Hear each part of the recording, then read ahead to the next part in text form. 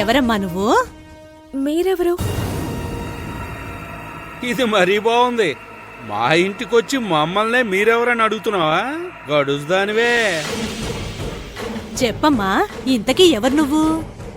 నేను పిన్ని, తననెందుకు ఆపుతున్నారు? తను కావేరి.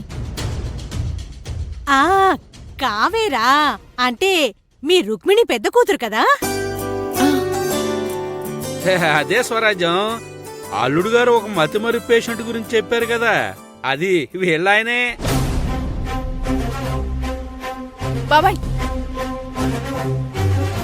కావేరి, వీళ్ళు మా మంగళగిరి పిన్ని, బాబాయ్ సుబ్బరావు. నమస్తే అండి. అదేంటమ్మాయ్, నీ భర్త ఆరోగ్యం బాలేదంటున్నారు, నీ కాపురం సమస్యల్లో ఉందంటున్నారు. ఒక్కోసారి అంతేనమ్మా, గ్రహచారం బాగోపోతే మనింట్లో మనం పని మనుషులుగా ఉండాల్సి వస్తుంది.